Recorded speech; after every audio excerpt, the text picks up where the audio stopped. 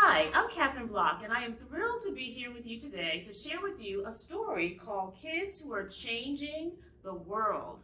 This is a book that's written by Sheila Sweeney Higginson, and it's illustrated by Alyssa Peterson.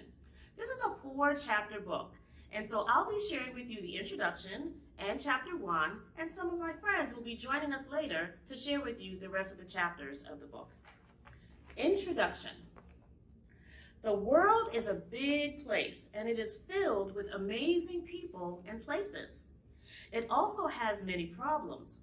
Some of those problems are challenging. Even grown-ups have a hard time figuring out how to solve them. So how can one kid do it? Is it really possible for a kid like you to change the world? An African proverb says, if you are too small to make a difference, you haven't spent the night with a mosquito. The kids in this book know that you're never too small to start changing the world. So chapter 1, meet Jaquille Naeem Jackson. Jaquille Naeem was only 5 years old when he learned about a problem in his community. Jaquille's aunt took him to help out soap and chili to people in Chicago who were homeless. He said that he saw how they lived with rats and sleeping bags on the concrete and wanted to help in some way ever since. Jaquille wished he could buy or build a home for every person who needed one. That would be a lot of homes, too many for one boy to build. One recent study showed that in Chicago, thousands of people live without a home, and more than 500,000 people in the United States are homeless on a typical night. The problem of homelessness is huge and complicated. Jaquille didn't let that stop him from finding a way to help. He knew he couldn't build houses yet, but he could fill bags. When Jaquille was 8 years old, he started making blessing bags for homeless people. The stuff that's in the blessing bags are tissues and soap, water, deodorant, Jaquille explained, usually stuff that can help them in their everyday activities. At first, Jaquille made a few hundred bags. He filled up the bags with the help of his friends and his family and his classmates at Gray Elementary School. Then they put the bags into his godfather's truck and headed off to hand them out. Those first trips only made Jaquille want to do even more. With the help of his family, Jaquille started a foundation called Project I Am. Now he works with other groups in his community so he can get blessing bags into even more hands. In 2017, when Jaquille was 10 years old, he decided he wanted to give out 5,000 blessing bags. He reached his goal and even more. Some of Jaquille's blessing bags went far beyond Chicago to hurricane survivors in Florida and Texas and Puerto Rico and to orphans in Swaziland, Africa. Former President Barack Obama heard about Jaquille's work and wrote about him on social media. All across America, people chose to get involved, get engaged, and stand up. Each of us can make a difference, and all of us ought to try, said Obama, after telling people about Jaquille's blessing bags. For his work, Jaquille received an award that is given to only 25 young people a year who are making a positive difference in the world. He was honored with the 2017 Gloria Barone Prize for Young Heroes, along with $5,000 that he put into Project I Am. Jaquille was beyond excited to receive such an honor. I went screaming all the way from my room and back to the living room, he said, when he was talking to his hometown newspaper, the Chicago Tribune. I want to make sure people in need aren't just unknown, he added.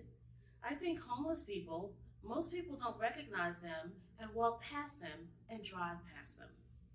I want to let people know that homeless people are people too. Jaquille hasn't given up on his dream of building houses for the homeless either. He learned about a program in Detroit that builds tiny homes for the homeless. He wants to help get a movement like that started in Chicago. I want to build one with my bare hands, Jaquille told a reporter. I want to see how that feels. He also wants to get more kids in more cities to make their own blessing bags. Jaquille and his parents created starter kits that they sent to schools and groups through the Project I Am website. The site says it costs about $9 to make each blessing bag. Jaquille wants every kid to understand what he's learned. You don't have to wait until you're an adult to be great. You can be great right now. Hi, my name is Laurie Lees, and I work for the School District of Philadelphia. Today I'm going to read to you the second chapter of Kids Who Are Changing the World, and I'm going to introduce you to Natalie Hampton. The problem of bullying is personal to Natalie Hampton because she was a victim of it. The bullying that Natalie went through started with 5 simple words. You can't sit with us. When Natalie started a new school in 7th grade, she thought it would be easy to make new friends. She soon found out she was wrong. She didn't fit in. Her classmates were not just unfriendly, they were mean. You'll never have any friends, the kids told her. Natalie isn't alone.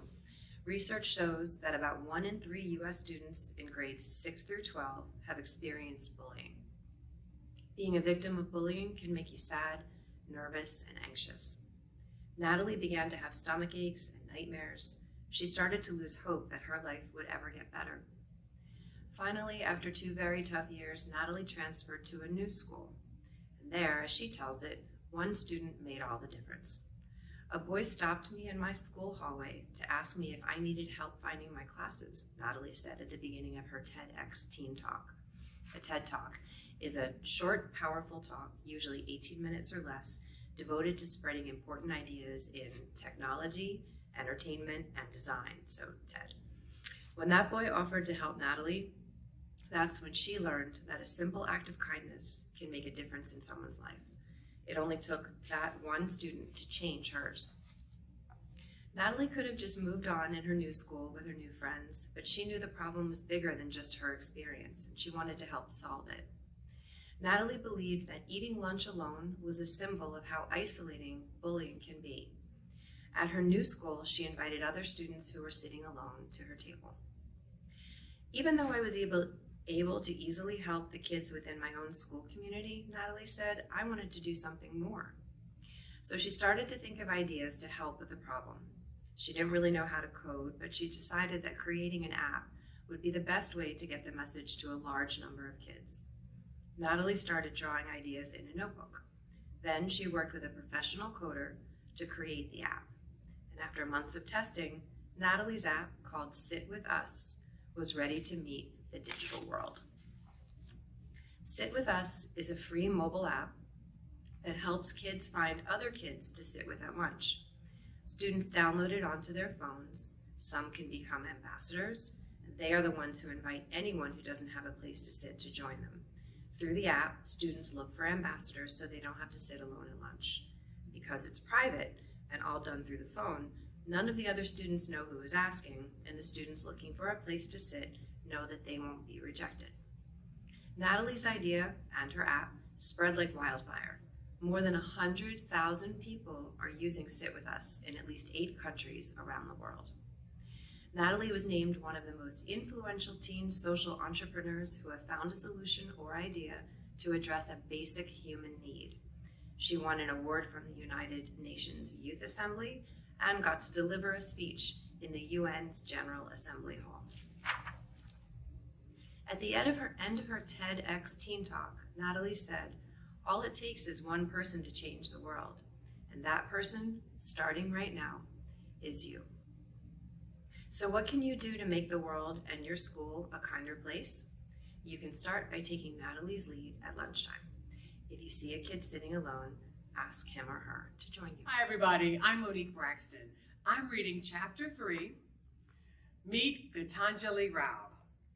What problem do you think America's top scientists could solve? Gitanjali Rao isn't a professional scientist yet. She's still a kid. But when Gitanjali learned about the water crisis in Flint, Michigan, she saw a problem that she believed she could help solve. The situation with Flint's water supply started with a money problem. While officials were working on a solution, the city started getting water from the Flint River. Soon, people in the town began to notice a funny smell, look, and taste of the water. The water was tested by a government agency, and dangerous levels of lead were found. When people, especially kids, take in lead through drinking water, there can be serious health problems. Gitanjali doesn't live in Flint. She doesn't even live in the state of Michigan. Still, she followed the story closely. People were using test strips to check their drinking water for lead. A test strip has different colors on it. Each color represents a certain mineral. When it is dipped in water, if the lead content is too high, the color will change on the strip. When she saw her parents using test strips to check their own water for lead, she got an idea. Test strips can give quick results, but they aren't always the best results. Most accurate testing can cost up to $100, and it has to be sent to a lab. Gitanjali knew that the high price of testing could stop many people from learning the truth about their drinking water. I love to innovate and invent new technology, Gitanjali said. I like finding solutions to real problems. That's just what she did. Gitanjali started with carbon nanotube sensors. They're made out of a tube-shaped material that is about 10,000 times thinner than a human hair. Gitanjali used them to build a device that can detect lead in water more quickly and more accurately than other methods. Gitanjali's device works like a smartphone app, so people can use the results right away. Gitanjali called her device Tethys. She named it after the Greek goddess of fresh water. It makes water testing cheaper, easier, and more accurate, so that more people can take action if there is a problem with their water supply. Most scientists work many years to get to the top of their field. Gitanjali was named America's top young scientist when she was only 11 years old.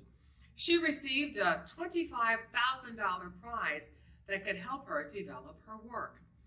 Just have fun with science and keep digging for solutions, she advises kids who are interested in changing the world through science.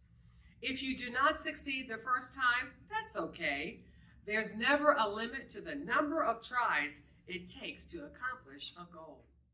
Hi, I'm Adam Northam, and I work for the School District of Philadelphia. I'm reading Chapter 4 of Kids Who Are Changing the World. Meet Jarise Hutchinson. It's not surprising that the problem Jarise Hutchinson decided to help with involves cheetahs. They've been his favorite animals since he was 6 years old. When I was 6, I was reading a book that said that cheetahs might become extinct in my lifetime, Jarise said. I didn't know what that meant. Jarise's mom explained what the word extinct meant. Extinction of a particular animal happens when there are no more individuals of that species alive anywhere in the world. Jarise became really sad when he realized that cheetahs might soon die out and the species could disappear completely from the planet. I asked my mom what I could do to help, Jarise said, and that's when I got involved in cheetah conservation. Wildlife conservation is the work that people do to protect plant and animal species in their natural habitats. Jarise isn't the only person who believes the fastest land mammals on Earth are worth saving.